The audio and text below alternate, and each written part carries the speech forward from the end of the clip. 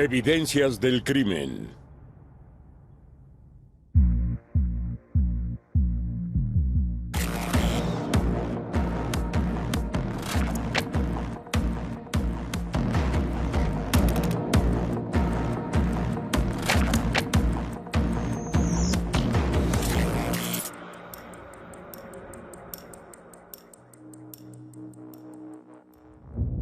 Pasión mortal en el hotel. Es el 15 de octubre de 2010, a las 11:25. Bosque de Marly, cerca de París. Un hombre camina por el bosque recolectando setas cuando hace un descubrimiento inesperado.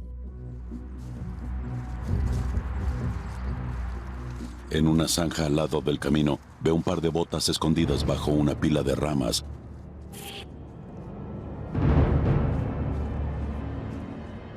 Pero eso no es todo, como explica la abogada Kathy Richard. Era como una película de terror. Pronto se dio cuenta de que no eran solo las botas. Alguien las traía puestas y enseguida llamó a la policía. 10 minutos más tarde, los oficiales de la Unidad de Investigación de Versalles llegan a la escena, encabezados por el coronel Joel Ferry. Cuando llegaron los oficiales, encontraron un cuerpo. Era una mujer y se encontraba tendida en el suelo. Una parte del cuerpo estaba cubierta de ramas y follaje. Sus manos estaban atadas detrás de la espalda y ella estaba tendida de frente. Estaba boca abajo. Las manos de la mujer están atadas detrás de su espalda, con un cinturón. Y cuando le dan la vuelta al cuerpo, los oficiales ven que su cara está desfigurada. Algunos expertos en identificación criminal son enviados de inmediato a la escena, junto con un científico forense que procede a examinar el cuerpo. No hay duda de que es un acto criminal. El doctor Bernard Mark explica la primera etapa de la investigación. En la observación inicial descubrimos que había algunas evidencias extremadamente sospechosas. Tenía heridas graves en la cabeza que dañaron el cuero cabelludo e incluso causaron algunas modificaciones en el cráneo. Era evidente que el cuerpo había sido sometido a golpes lo suficientemente fuertes como para romper el cráneo y causar estas lesiones. Así que había elementos que apuntaban a un crimen extremadamente violento. Los investigadores inmediatamente descartaron la idea de un accidente o de un suicidio, por lo que solo quedaba la opción criminal, y el lugar fue considerado la escena del crimen. Los expertos en identificación criminal acordonan el área. Luego comienzan a buscar cualquier pista que pueda ayudar en la investigación. Están interesados principalmente en los rastros de sangre cerca del cuerpo, que indican que la víctima no murió en ese lugar. Había poca sangre alrededor del cuerpo, no la cantidad que se esperaría de una lesión en la cabeza o lesiones, porque había varias si hubiera ocurrido ahí. Por lo tanto, el cuerpo había sido movido y lo supimos de inmediato debido a la falta de grandes cantidades de sangre, lo cual es típico en las lesiones en la cabeza.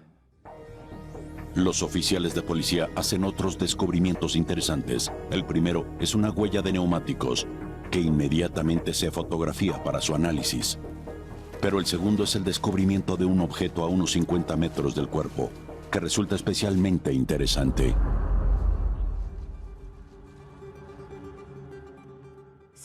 Era un trozo de madera, casi como un garrote, un trozo grande, pero era evidente que un lado estaba cubierto de sangre. La Fiscalía de Versalles inicia la investigación por homicidio voluntario.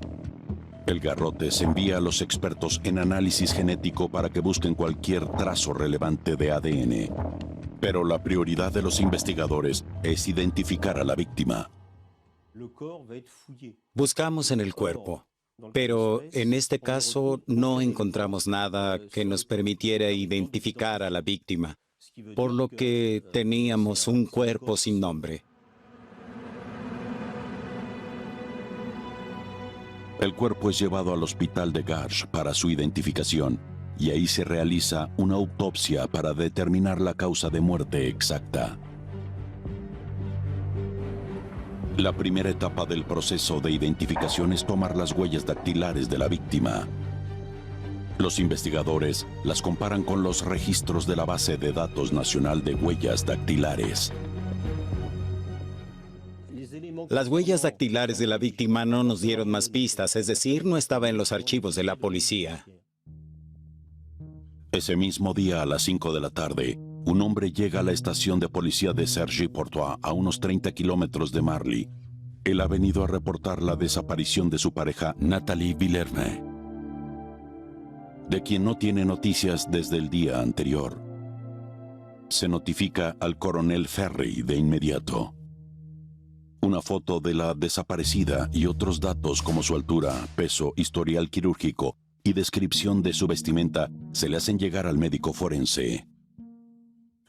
Los datos coincidían: la altura, el peso, los implantes de busto, aparatos dentales, el color de ojos, y así identificamos a la víctima como la mujer que había sido reportada desaparecida. El cuerpo encontrado es, por lo tanto, el de Nathalie Villerme, madre de 46 años. Y la autopsia determina rápidamente las causas de muerte exactas. Estaba muy claro que las únicas lesiones fatales, las únicas lesiones que podrían haber causado la muerte eran las cráneoencefálicas. Estas, junto con un grave traumatismo craneal, eran las únicas causas posibles de muerte. Así que la víctima había muerto por golpes en la cabeza, y la forma de sus heridas revela más sobre el arma homicida. Las heridas eran irregulares y abiertas, sin bordes precisos, por lo que se trataba de un objeto pesado, pero no con una forma muy definida. No era un martillo ni una herramienta con bordes rectos lo que había causado las lesiones. Según el científico forense, el garrote manchado de sangre que se encontraba cerca del cuerpo podría hacer las lesiones, pero solo un análisis experto de ADN podría confirmarlo con certeza. El forense también señala que varias pistas apuntan a la presencia de agresión sexual. Su sostén estaba abierto, sus pantalones desabrochados y su cinturón le sujetaba las manos. Tenía marcas en las manos que sugerían que intentó defenderse. También tenía una costilla rota. Estos fueron algunos elementos que sugirieron una lucha entre la víctima y su agresor. Probablemente el escenario más coherente era que Nathalie intentaba defenderse y luchar para prevenir una agresión sexual que se volvía cada vez más violenta. No se encuentran lesiones en las partes privadas de la víctima, lo que indica que no hubo abuso sexual. Pero la naturaleza del ataque les da esperanza a los investigadores de que el asesino haya dejado rastros de ADN en el cuerpo de Nathalie o en el cinturón que usó para atarle las manos. Estábamos muy interesados en el cinturón atado alrededor de sus muñecas, que tendríamos que quitarlo sin desabrocharlo para mantener su forma, poder averiguar cómo se colocó y especialmente para poder examinar cualquier material genético que podría haber dejado quien lo ató. Todas las muestras forenses son enviadas a analizar. Mientras esperan los resultados, los policías continúan con la investigación e intentan averiguar qué hizo Nathalie antes de desaparecer. Unidad de investigación. Las preguntas eran: ¿qué sabemos de sus últimos momentos? ¿Quién fue la última persona que la vio? ¿Qué sucedió durante su día? El último signo de vida de Nathalie fue el día antes de que se descubriera su cuerpo. Alrededor de las 8:30 de la noche llamó por teléfono a su pareja Pierre desde el hotel Le Clos de Rose que ella dirigía. Ella le dijo que pronto iría a casa. Pierre se fue a dormir, sin imaginarse que había escuchado su voz por última vez. Asesinato. El auto desapareció en la noche.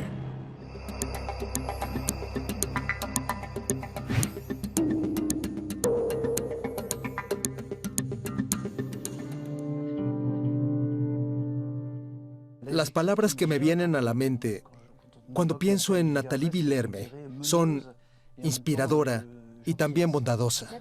Nathalie era una mujer bonita, atractiva, fresca, decidida y dinámica. Todos los testigos coinciden. Nathalie era una madre feliz y estaba muy enamorada de su pareja. Pierre y Nathalie se conocieron cuando ambos eran jóvenes.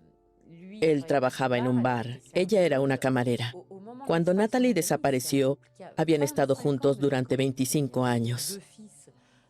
Tenían 2 hijos, veinteañeros, y estaban tan enamorados como el primer día. Profesionalmente, Nathalie dirigía exitosamente un hotel ubicado en Mesnil-le-Roi. En 2005, Nathalie hizo realidad su sueño cuando compró el Club de Rose y se convirtió en su negocio. Comenzó como una posada y restaurante-bar. Tenía algunas habitaciones. Ella lo convirtió en su lugar y lo fue modificando a su gusto. Como la dueña sabía cómo mantener el ritmo de su bar, sabía cuando un cliente había bebido de más o cuando alguien no quería pagar. Sabía cómo lidiar con las personas. Era una virtud que ella tenía. Su arma secreta era su sonrisa. Nadie podía resistirla. Mantenía en calma a la gente. Así vivía su vida, haciéndose cargo de su negocio. A todos les gustaba Nathalie. Su felicidad y su sonrisa iluminaban a los que la rodeaban y al Club de Rose. Al día siguiente de que fue encontrada, todos se quedaron estupefactos. ¿Por qué alguien querría hacerle daño a Nathalie? La policía investiga su entorno. Desde los huéspedes del hotel hasta los clientes del bar. Todos son entrevistados por los investigadores.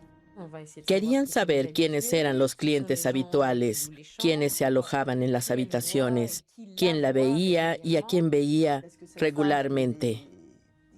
¿Tenía algún enemigo? ¿Había ocurrido algo en los días previos de su muerte? ¿Algo que pudiera haber sido un motivo?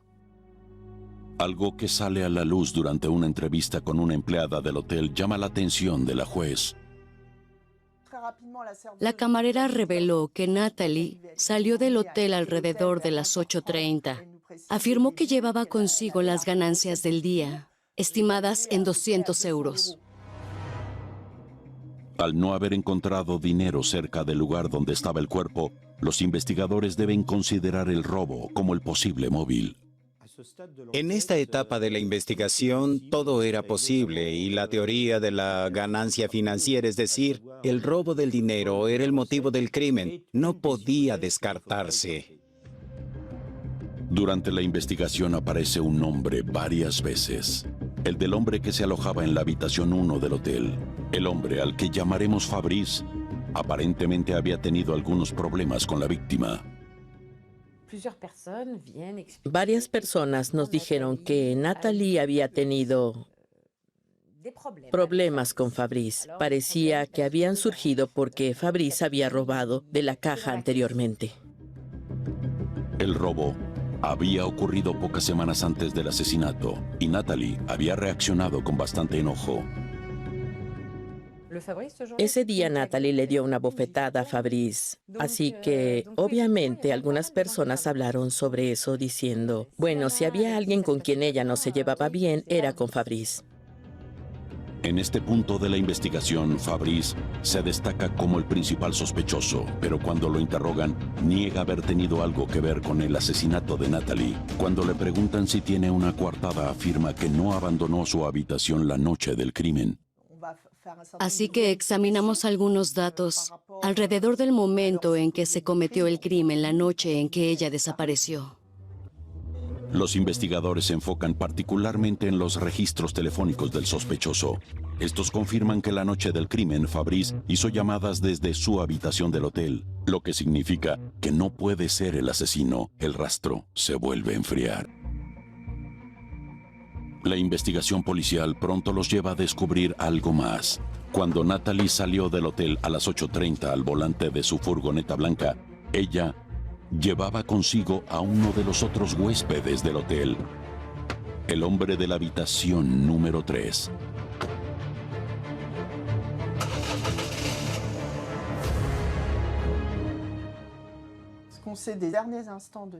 Lo que sabemos sobre los últimos movimientos de Nathalie Villerme es que ella salió del hotel con uno de los residentes, Patrice Chevalier, quien le había pedido que lo llevara a Poissy a ver a su novia. Y así lo hicieron.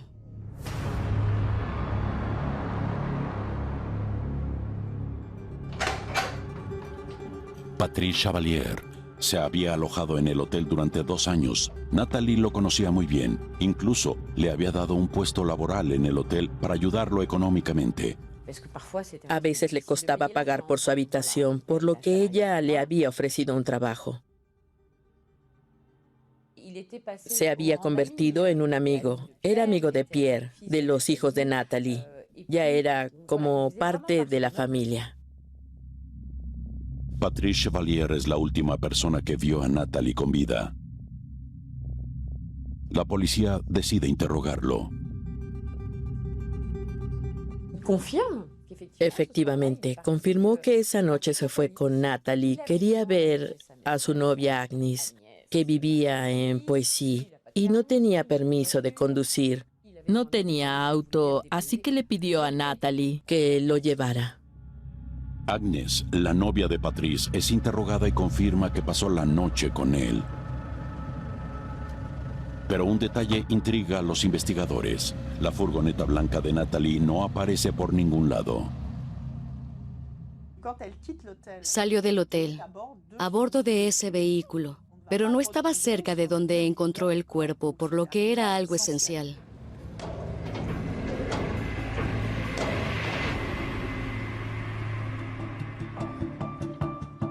Mientras que la búsqueda del vehículo perdido continúa, la policía examina las pistas encontradas en el cuerpo de Nathalie. En particular, el cinturón utilizado para atarle las manos detrás de su espalda. Se requiere un análisis experto de ADN. El cuerpo de cada ser humano está formado por billones de células. Son los pequeños ladrillos que componen nuestro cuerpo. Y dentro de estas células hay un núcleo que contiene cromosomas y la molécula fundamental que compone esos cromosomas es el ADN. Los investigadores esperan que el cinturón contenga rastros genéticos para identificar a la persona que ató las manos de la víctima. El cinturón, o más bien los descubrimientos a partir del cinturón, nos permitirían encontrar al culpable o a cualquier cómplice que haya sostenido el cinturón. Y lo más importante es hacer que el cinturón hable, por así decirlo, para saber quién lo ha manipulado. El cinturón es enviado al Instituto Genético NAND Atlantic. Los rastros de sangre son visibles a simple vista e inmediatamente se comprueba que pertenecen a la víctima. Para revelar cualquier otro rastro invisible, Marie-Gaëlle Bachelet, experta en genética, decide utilizar tecnología especializada. Tenemos instrumentos específicos, especialmente uno llamado CrimeScope, fuente de luz forense, que proyecta luz a ciertas frecuencias y nos ayuda a ver las marcas que no son visibles a simple vista debido a las frecuencias más largas de la luz natural. Por desgracia, la fuente de luz forense no revela ningún material genético en el cinturón. Pero esto no excluye la posibilidad de lo que se conoce como marcas de contacto. La experta decide entonces confiar en su sentido común. En este caso, debemos intentar imaginar cómo se utilizó el objeto. Tomé algunas muestras de los extremos del cinturón porque pensé que si se había utilizado para atar las manos de la víctima, seguramente el agresor lo había sostenido de ahí. Esta vez el cinturón revela sus secretos. Encontramos ADN femenino y también encontramos una mezcla de este ADN femenino con otro ADN masculino. El ADN femenino es el de Nathalie y la cantidad encontrada determina que es su cinturón. En cuanto a la huella genética masculina, se compara con las muestras de ADN tomadas de los huéspedes del hotel y una de ellas encaja perfectamente. Es el ADN de Patrice Chevalier. Los investigadores vuelven a entrevistar a Patrice Chevalier y le preguntan, ¿cómo explicas la presencia de tu ADN en el cinturón? Él se remonta al día anterior de la muerte de Natalie y dice, oh, hay una explicación perfectamente normal para eso. Estábamos pintando una de las habitaciones. Nos explicó que mientras pintaba la habitación esa tarde con Natalie Villerme, ella se había sentido mareada mientras estaba encima de una escalera. Y él la había atrapado, la había sostenido por la cadera, específicamente por el cinturón. La policía investiga las declaraciones de Patrice.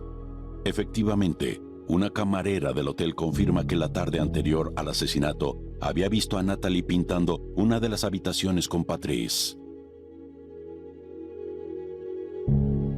La presencia del ADN del sospechoso en el cinturón no prueba que fue él quien ató las manos de la víctima. No pudimos descartar la posibilidad de que Chevalier hubiera dejado su ADN en el cinturón cuando sostuvo a la víctima para evitar que cayera como él había explicado. Bajo cuestionamiento, Patrice niega haber estado involucrado en el asesinato de Natalie, pero les proporciona a los investigadores información importante. Explicó que cuando Natalie se sintió mal aquel día, él la había atrapado sosteniéndola de la cadera, estaba muy cerca y había habido un momento de coqueteo en el que se habían besado. Patrice ahora revela que él había sido el amante de su jefa durante varias semanas. Eso no es todo.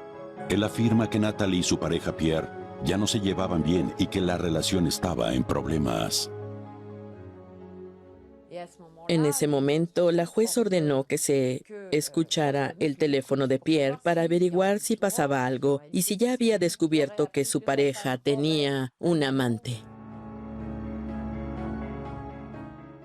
Y fue entonces cuando nos dimos cuenta de que Pierre parecía tener un amante. Escuchar las grabaciones de las conversaciones telefónicas entre Pierre y una mujer llamada Chantal resulta un tanto inquietante. ¿Dónde quieres que nos veamos? En mi casa.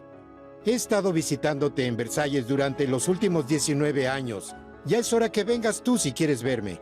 Y la mujer termina la conversación diciendo: Hasta mañana, mi amor.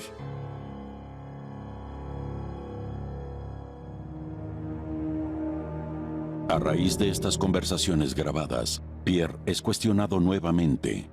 Los oficiales identifican a Chantal rápidamente y también la interrogan. De hecho, esta mujer era su jefa anterior, con quien había mantenido un vínculo muy fuerte. Natalie la conocía, fue su amiga durante años, por lo que Pierre podía alegar que no había nada entre ellos.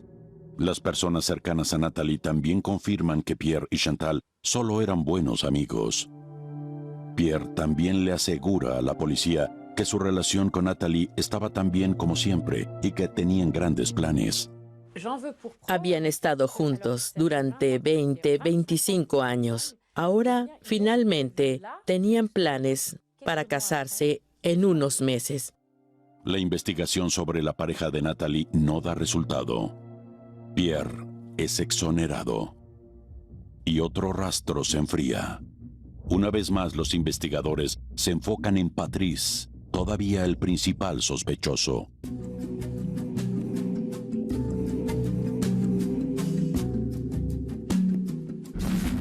En el Instituto Genético NAN-Atlantic, los análisis de ADN continúan, especialmente los del garrote manchado de sangre encontrado cerca del cuerpo de la víctima. El análisis resulta difícil. El objeto se encontró en el bosque en un ambiente húmedo, donde las huellas biológicas pueden deteriorarse rápidamente. Fuimos afortunados en encontrar el trozo de madera poco después del crimen. porque el ADN no se había deteriorado. Entonces, cuando tomamos una muestra de sangre del extremo manchado y extrajimos la huella genética, encontramos ADN femenino que identificamos como el de Natalie. El análisis de ADN corrobora las conclusiones del forense. Durante la autopsia, había descrito el arma homicida como un instrumento contundente y pesado con una forma irregular. Esto describe perfectamente la pieza de madera. Era una víctima que había sido golpeada en la cabeza con un objeto contundente. Teníamos un trozo de madera que había sido cortado deliberadamente con la sangre de la víctima, por lo que dedujimos que esa era el arma homicida. Pero los expertos también notan que el arma fue cortada con mucha precisión. El hecho de que la pieza de madera había sido tallada nos llevó a considerar la idea de premeditación, algo que tendríamos que corroborar en una etapa posterior. La prioridad de la experta en ADN es encontrar cualquier rastro en el garrote que pueda contener la huella genética de quien lo haya sostenido. Al buscar rastros de contacto, evitamos la sangre, porque si tomamos demasiadas muestras de sangre, terminamos con mucho ADN de la víctima que podría ocultar cualquier rastro del ADN que estamos buscando.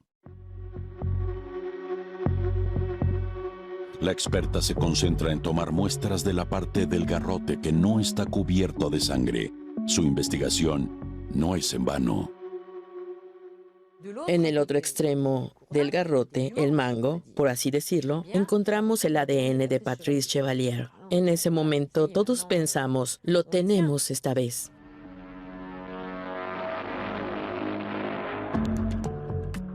Una vez más, el análisis revela la presencia del ADN del hombre de la habitación 3. Patrice es puesto inmediatamente bajo custodia.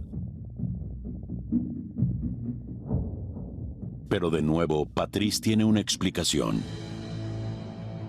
Afirma que cuando Natalie lo llevó a Poissy la noche del crimen, tuvieron que detener el automóvil debido a un problema en la carretera. Nos dijo de inmediato que había habido un pequeño problema. Habían oído un ruido, por lo que se bajó del auto y al parecer había una rama atascada cerca de la rueda trasera, por lo que tuvo que encontrar un palo para sacarla. Patrice luego les dice a los investigadores que cuando llegaron a Poissy, él le dejó el palo a Natalie, en caso de que le volviera a pasar lo mismo cuando él no estuviera. Alguien más habría usado el mismo palo para matarla. Pero para la experta en huellas genéticas, esta versión de los hechos no es creíble. Solo encontramos su ADN en el trozo de madera. No había ADN de otra persona. A pesar de esto, los investigadores verifican las afirmaciones de Patrice. ¿Realmente recogió el trozo de madera en el bosque de Saint-Germain como afirma? Para responder eso, es necesario hacer un análisis muy original. Lo interesante fue hacer que este trozo de madera hablara para decirnos lo que sabía, al preguntar qué tipo de madera es. ¿Dónde se encuentra específicamente en el bosque de Saint-Germain? ¿Este tipo de madera se encuentra en ese lugar? Se tomó una decisión bastante inusual: averiguar lo que se pudiera sobre el tipo de madera de la que estaba hecho el garrote y comparar esta información con el tipo de árboles que crecían alrededor de la zona que había descrito Chevalier. Para averiguar su procedencia exacta, el arma homicida se envía a un laboratorio especializado. Marie-Christine Truy tiene vasta experiencia en el campo de la identificación botánica. Para determinar la especie exacta de un árbol, debemos tomar muestras, astillas de madera muy finas que podemos examinar bajo el microscopio. Y luego, estas muestras pueden teñirse para poder estudiar la anatomía de la madera en las mejores condiciones posibles. Al analizar estas diversas características y compararlas con nuestra base de datos, pudimos identificar la madera como sauce. El arma homicida estaba hecha de madera de sauce, pero existen más de 360 especies diferentes de sauces. Para poder identificar la especie exacta de la que salió el garrote utilizado para matar a Natalie, la experta debe analizar la corteza de la madera. Si no hubiera habido corteza en el palo que analizamos, solo hubiéramos podido confirmar que era de sauce, pero no hubiéramos podido decir que era de sauce sargatillo. Una vez identificada la madera, lo que es necesario verificar es si esa especie en particular crece donde Patrice declara haber recogido el palo. En la escena, un experto observa que una gran variedad de árboles crece a lo largo del camino. Hayas, abedules, robles, pero no hay sauces. El hecho de que el experto no haya podido encontrar ningún sauce en el área hacía estadísticamente imposible que el acusado hubiera encontrado un palo de sauce ahí. Por primera vez se pueden contradecir las afirmaciones de Patrice con evidencia científica. Pero ante esta evidencia, el sospechoso continúa negando su participación en el asesinato. A pesar de que él se mantenía firme, a estas alturas estábamos seguros de que él le había mentido a la policía. Pero ¿qué tan lejos había llegado sus mentiras? Los investigadores deciden enfocarse de nuevo en los movimientos del sospechoso en la noche del crimen. Patrice había estado realmente con su novia en el momento de los hechos, como afirmó anteriormente. Ordena que se rastree su teléfono. Los expertos como David Nakash pueden localizar un teléfono móvil en cualquier momento y en cualquier lugar. Se les llama teléfonos celulares porque el área en la que se desplazan virtualmente se divide en células.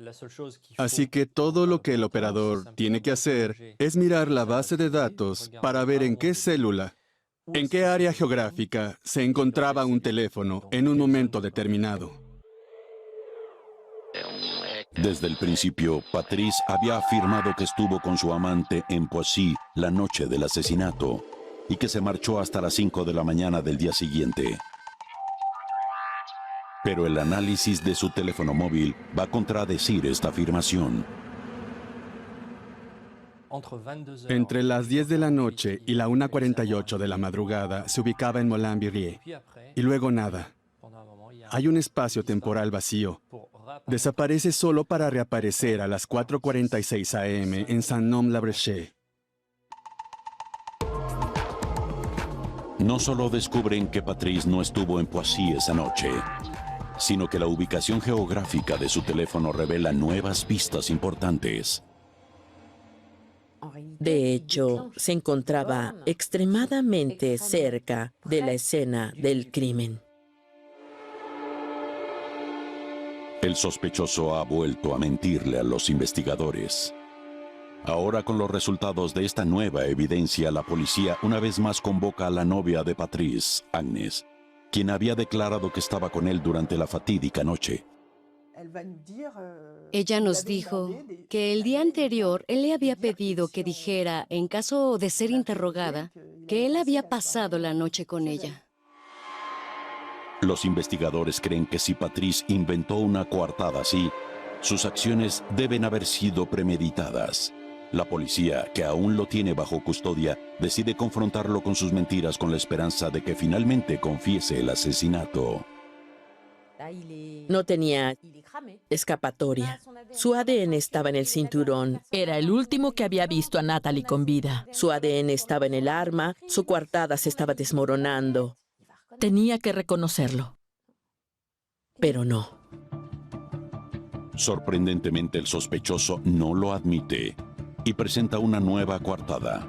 En la noche del asesinato, en realidad había estado implicado en un robo. Nos dijo que en realidad había ido a Honfleur con un grupo de amigos a encargarse de algo. Nos dijo que fue el conductor y esa fue su única participación.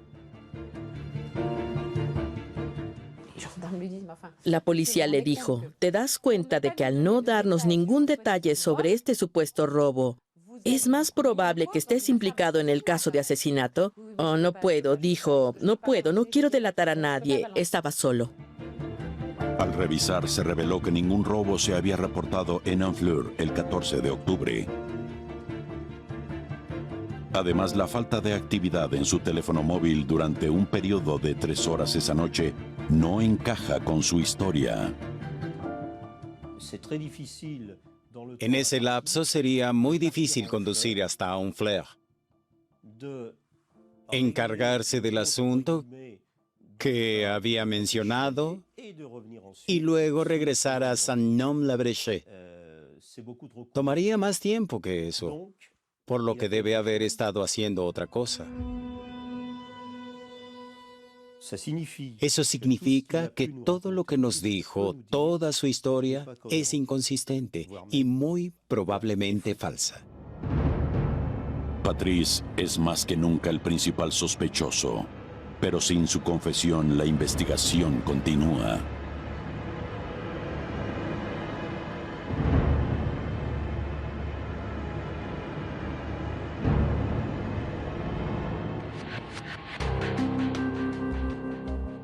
Se ordena una búsqueda de la habitación de Patrice en el Hotel Claude de Ross.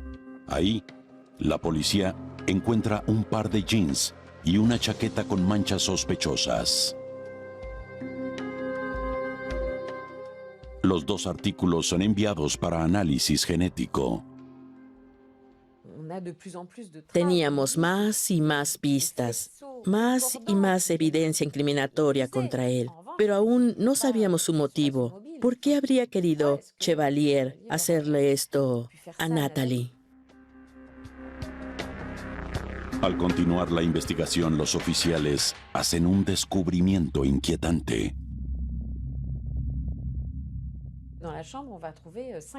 En la habitación encontramos 5 teléfonos móviles y cuando los examinamos encontramos uno que contenía varias fotografías. Eran fotografías de Natalie bastante perturbadoras y desconcertantes.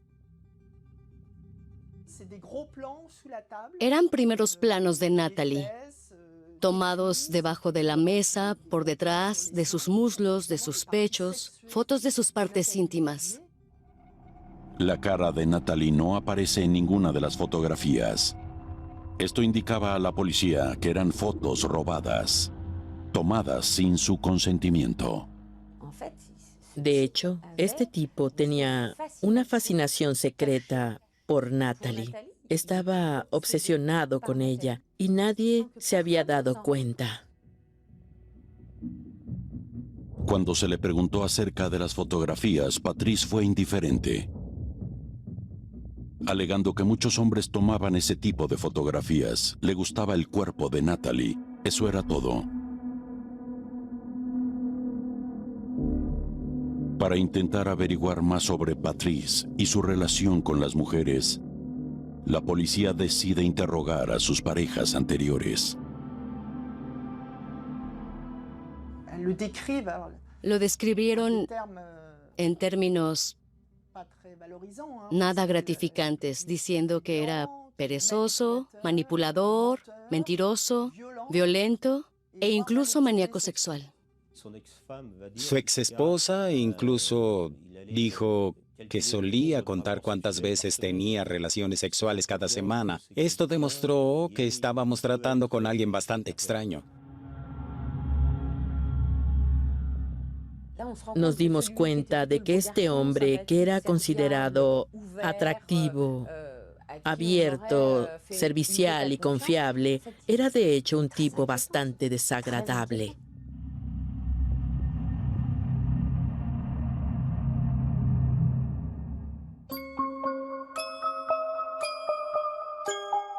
Unidad de investigación. En la unidad de investigación de Versalles, los oficiales reciben los resultados de las pruebas de ADN sobre la ropa de Patrice. En la ropa de Patrice Chevalier había pequeñas manchas de sangre, y cuando las analicé encontré el ADN de Natalie. Con la sangre de la víctima en su ropa, Patrice es inmediatamente acusado de homicidio. Gendarmería Nacional. Pero una vez más, enfrentando nuevas pruebas incriminatorias, tiene una explicación. Natalie había sangrado de la nariz. Esta vez nos dijo que en septiembre ella se había golpeado con la puerta de la furgoneta y él se había manchado con un poco de sangre. Podría haber dicho que lo limpió con su chaqueta, pero especificó que fue con la manga. Era muy específico, eso es lo asombroso. Para comprobar estas alegaciones, el juez ordena que se analicen los rastros de sangre por medio del morfoanálisis.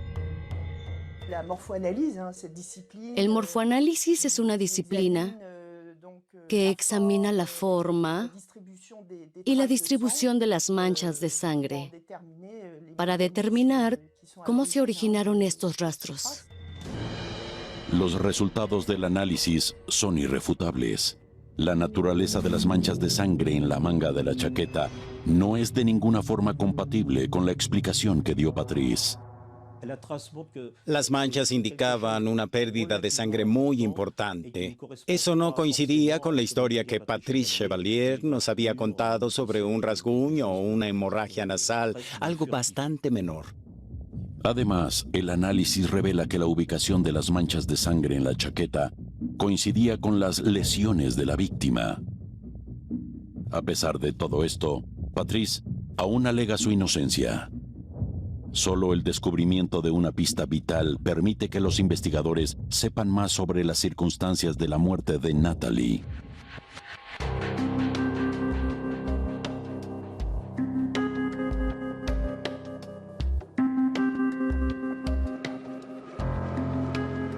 A pesar de la investigación y el análisis, todavía hay muchas interrogantes. ¿Dónde fue asesinada Natalie? ¿Cómo transportaron su cuerpo al bosque? La policía tiene una nueva prioridad: encontrar el vehículo de la víctima. Una búsqueda exhaustiva finalmente ubica la furgoneta a 7 kilómetros de donde se encontró el cuerpo. Ahora es 24 de octubre, 10 días después del asesinato. Tan pronto como se encontró el vehículo de la víctima, los neumáticos se compararon con las huellas de neumáticos que estaban en el lugar donde se descubrió el cuerpo y no coincidieron. Desesperados por encontrar más pistas, los expertos revisan la camioneta minuciosamente. En el capó del vehículo descubren manchas de sangre de la víctima. Estas eran salpicaduras de sangre que indicaron que había actividad cardiovascular, la presión arterial que causa que la sangre se propulse. Por lo tanto, habían golpeado a la víctima enfrente del vehículo. Entonces, Natalie todavía estaba viva cuando la golpearon frente a su furgoneta. Dentro del vehículo, los expertos en identificación criminal encuentran más rastros de sangre de la víctima. Están en la parte trasera del vehículo y son de una naturaleza diferente.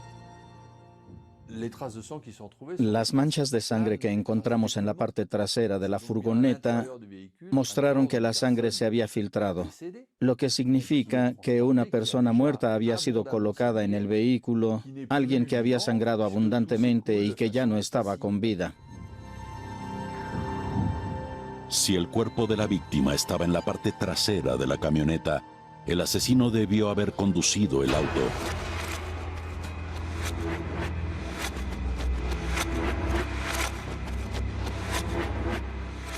Los expertos examinan el asiento del conductor buscando ADN. Había fibras en el asiento del conductor, fibras que provenían de la ropa de alguien.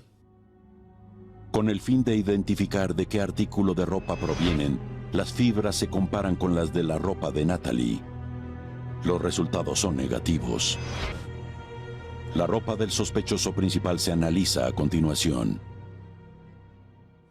Los resultados mostraron que era seguro que las fibras provenían de la chaqueta manchada de sangre de Patrice Chevalier que se encontró en su habitación.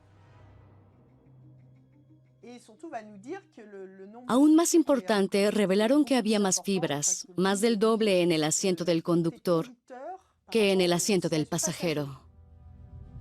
Esta es una prueba irrefutable de que Patrice condujo el auto recientemente, tal vez incluso en la fatídica noche. La policía ya no tiene dudas sobre su culpabilidad, sobre todo porque se descubre una nueva pista que los convence aún más.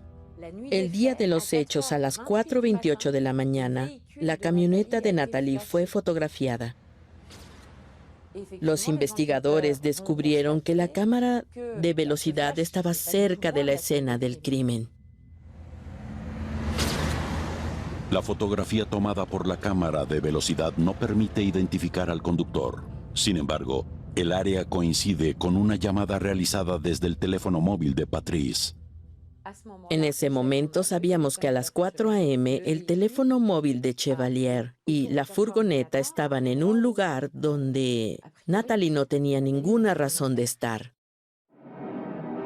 La geolocalización de Patrice la noche del crimen, su ADN encontrado en el vehículo y en la víctima, su obsesión perversa con Natalie, sus coartadas que no cuadran.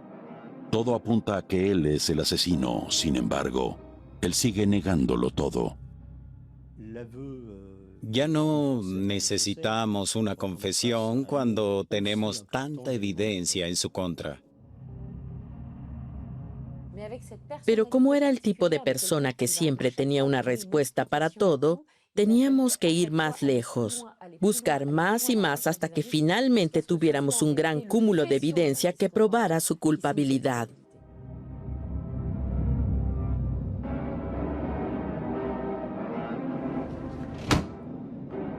Sin una confesión, es imposible saber qué sucedió realmente la noche del crimen.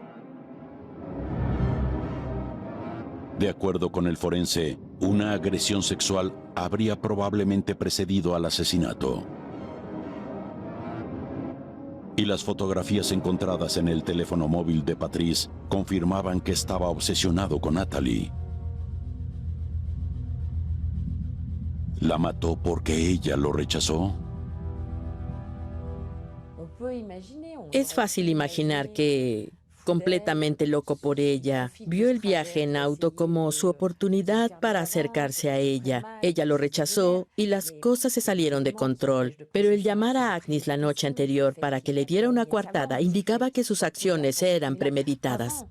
Otro detalle que indica premeditación es el garrote utilizado para matar a Natalie. Había sido cuidadosamente afilado por ambos extremos, lo que significa que el crimen había sido planeado. No era un trozo de madera que había sido arrancado de un árbol cercano. Había sido preparado. Ambos extremos estaban afilados. Era un arma. Durante el caso, muchos analistas científicos extraen evidencia de las pistas, arrojando luz sobre la verdad y confundiendo al asesino. Pero sin la confesión de Patrice, el asesinato de Natalie todavía tiene interrogantes. Lo que no sabemos, y esto es lo más frustrante, es dónde la mataron. Todo lo que sabemos es que fue extremadamente violento. Así que creo que lo único que la familia pudo hacer fue imaginarse los diferentes escenarios terribles, y lamento no poder darles respuestas.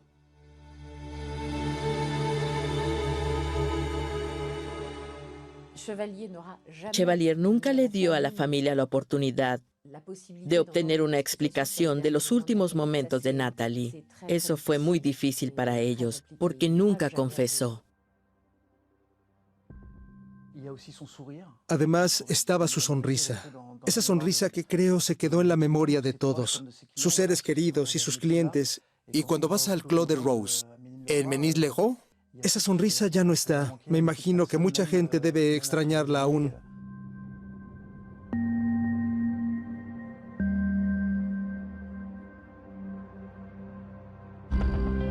Patrice Chevalier nunca admitió ser el asesino de Nathalie Villermet. En 2013, fue condenado a 20 años de prisión. Esta decisión no es apelable.